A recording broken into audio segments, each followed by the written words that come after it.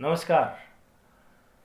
इस एपिसोड में आपका बहुत बहुत स्वागत है। आज बात करेंगे दिल्ली के सीएम अरविंद केजरीवाल और शराब घोटाले की।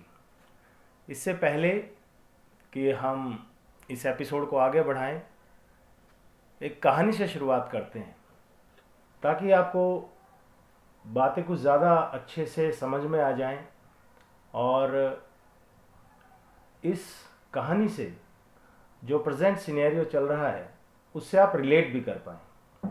तो कहानी कुछ ऐसी है कि मान लीजिए एक कॉलोनी है और इस कॉलोनी में कुछ लोग मिलकर एक ऑर्गेनाइज क्राइम कर रहे हैं। मान लीजिए जैसे कोई सट्टा चला रहा है, जुए का काम कर रहा है। तो आसपास के जितने कॉलोनी वाले हैं वो भी सब परेशान हैं। लोगों का दिन भर आना जाना लगा रहता है।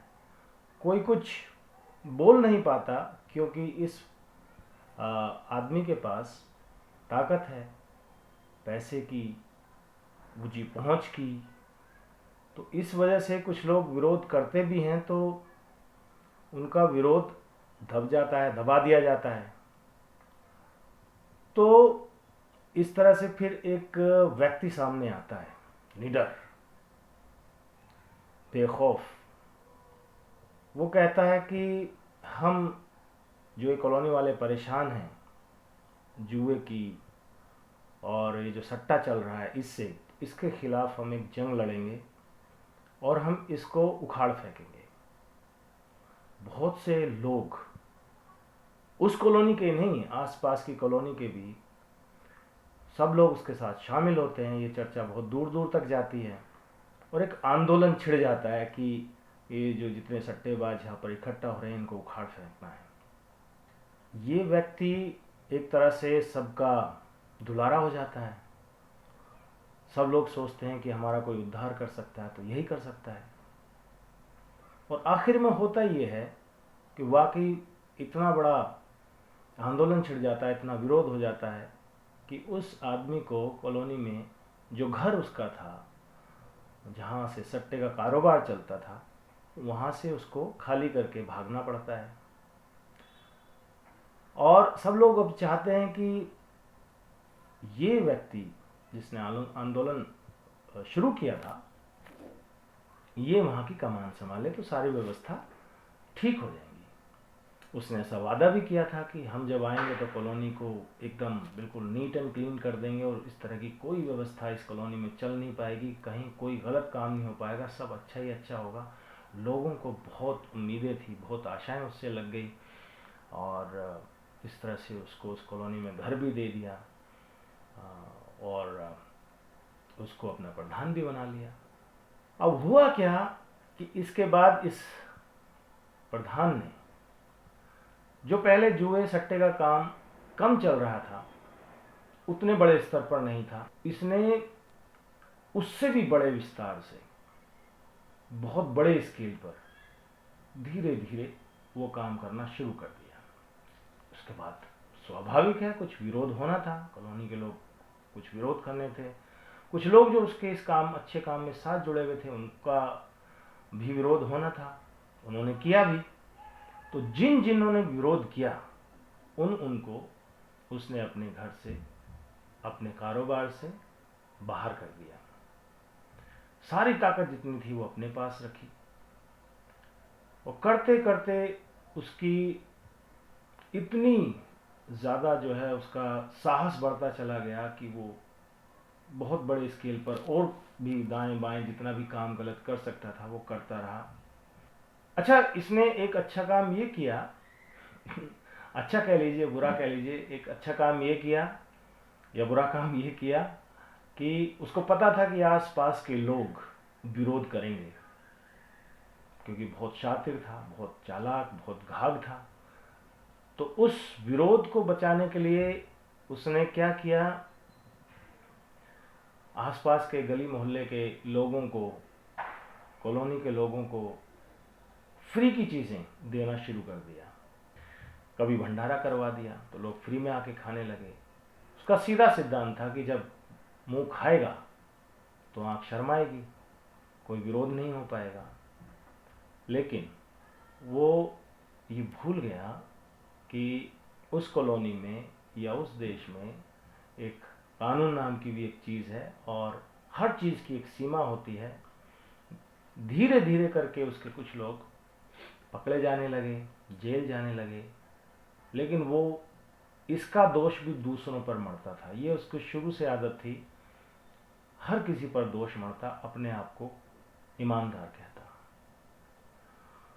तो अब यही ईमानदार आदमी कब तक बचता? धीरे धीरे बाकी जो एजेंसीज हैं उनका फंदा उसकी तरफ कसने लगा और अब धीरे धीरे ये आदमी कहने लगा कि मुझे क्योंकि मैं बहुत अच्छा काम कर रहा था, मैं लोगों को खिला रहा था, उनकी शिक्षा की व्यवस्था कर रहा था, उनके जो आने जाने का किराया भाड़ा है उसमें भी मदद कर रहा था।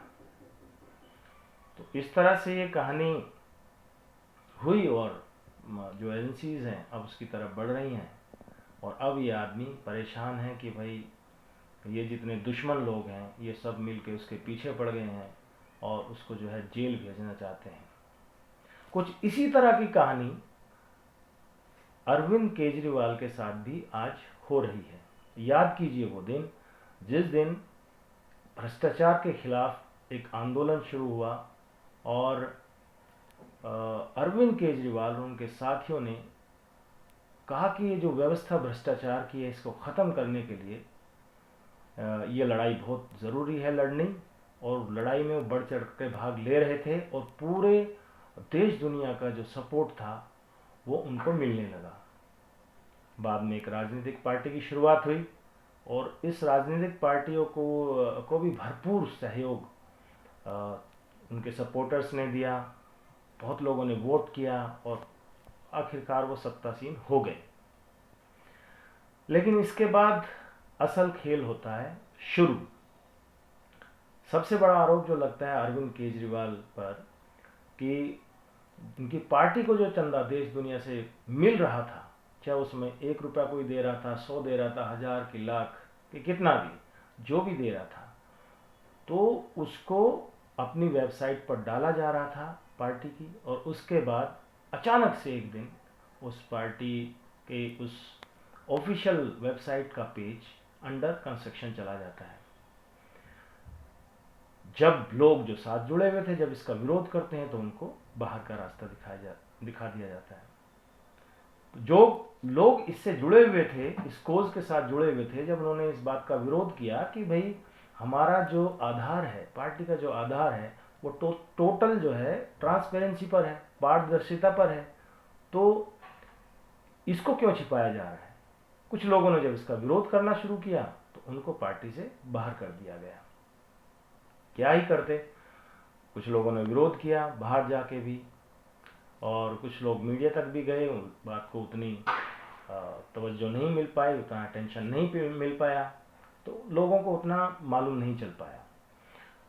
तो अब अरविंद केजरीवाल शराब घोटाले में धीरे धीरे ईडी के शिकंजे में फंसते जा रहे हैं। एक नोटिस आ गया जिसका जवाब भी पेश होने के बजाय उन्होंने मांग लिया वापस ईडी से कि किस हैसियत से उनको बुलाया जा रहा है, और कुछ दिनों का इस तरह से उन्होंने एक तरह से टालने की कोशिश करी जांच को।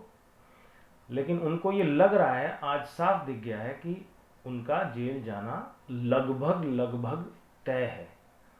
तो आज जब भी वो मंचों से बात कर रहे हैं, जिससे भी बात कर रहे हैं, तो अपने आप खुद की जो तुलना है वो भगत सिंह से कर रहे हैं। कोई इन्हें बताए कि ये भगत सिंह की पैर की धूल के कण के बराबर भी नहीं है।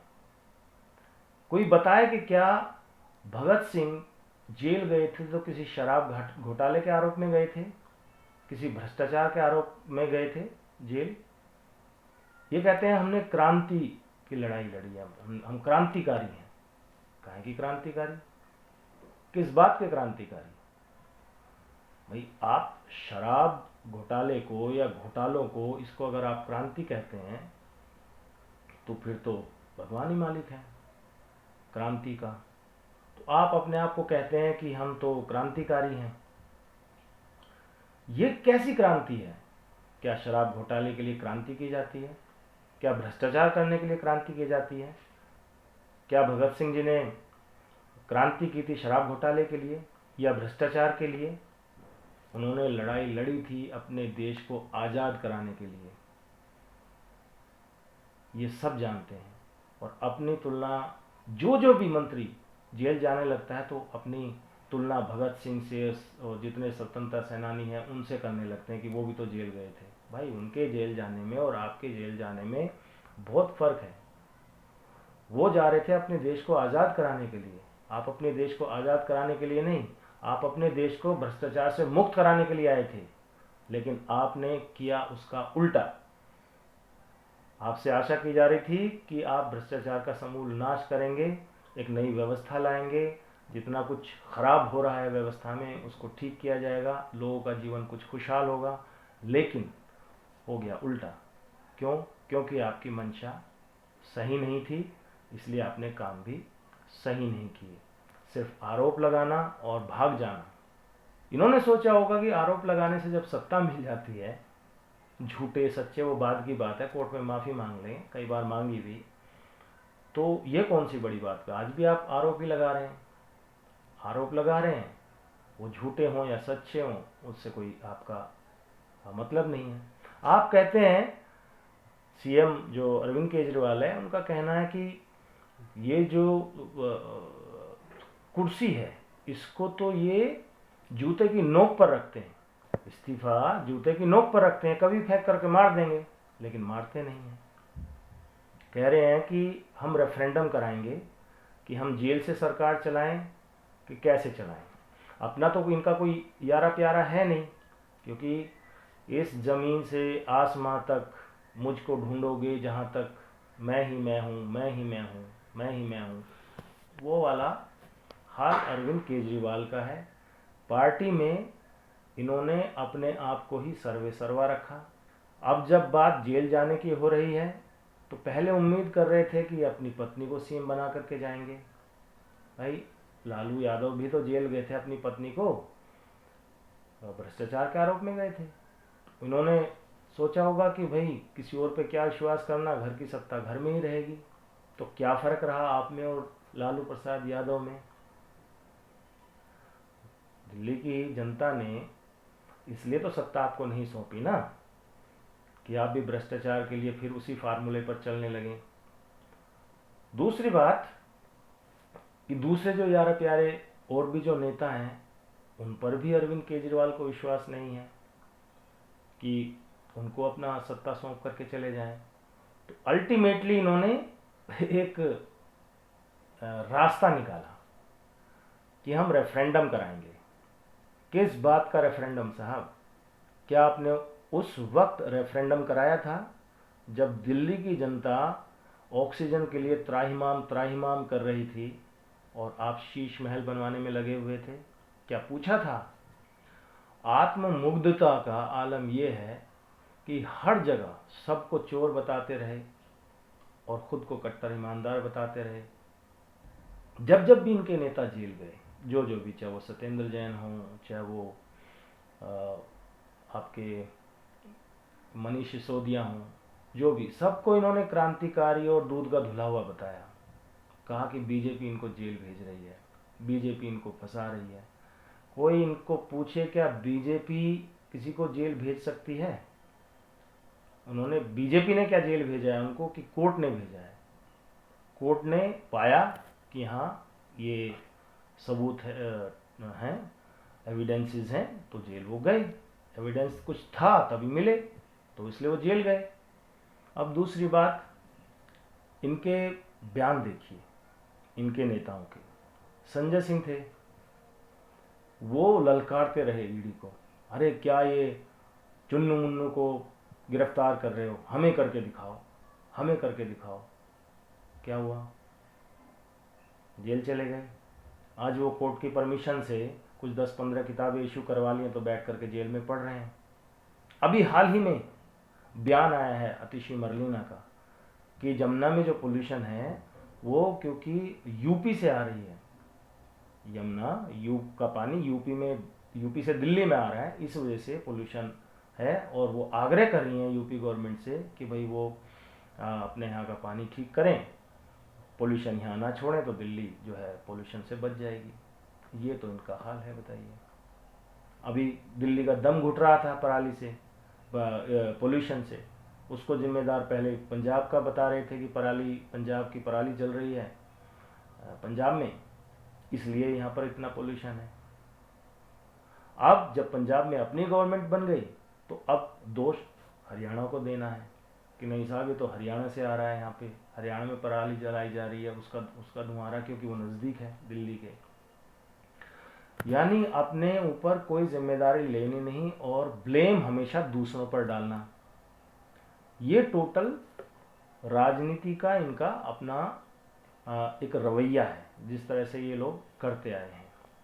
पहले के नेता थे, कोई आरोप लगने पर नैतिक जिम्मेदारी लेते हुए रेजिग्नेशन देते थे और पाक साफ होने पर ही वापस आते थे। लेकिन आज चलन उल्टा है। दिल्ली के सीएम कह रहे हैं कि वो जेल से सरकार चलाएंगे और उन्होंने कह भी दिया है कि वही जेल में कुछ दिन वो रह करके आए हैं और इंतज़ाम ठीक ठाक रहता है वहाँ पर। हाँ साहब रहेगा, क्योंकि अब नाम ही आपका आम आदमी रह गया, आम आदमी पार्टी आपका पार्टी का नाम रह गया, लेकिन आम जैसा कुछ है नहीं। क्योंकि ख़ास लोग जब भी जेल जाते हैं तो उनको ख़ास व्यवस्थाएं मिलती हैं, वो आपके लिए हैं साहब, आम आदमी के लिए नहीं है। अगर इसी तरह से आम आदमी भी सोचने लगे तो वो भ्रष्टाचार या किसी और आरोप में या कोई और अपराध करके सोचेगा कि जेल में अच्छे इंतजाम है तो हमें जेल में कोई दिक्कत नहीं है, तो जेल चलते हैं। बाकी आपका इस विषय में क्या कहना है हमें कमेंट बॉक्स में ज़रूर बताइए। इस वीडियो को लाइक कीजिए और ज़्यादा से ज़्यादा लोगों तक पहुंचाइए। हम मिलते हैं किसी और मुद्दे पर जल्दी। तब तक के लिए नमस्कार, जय हिंद, वंदे मातरम।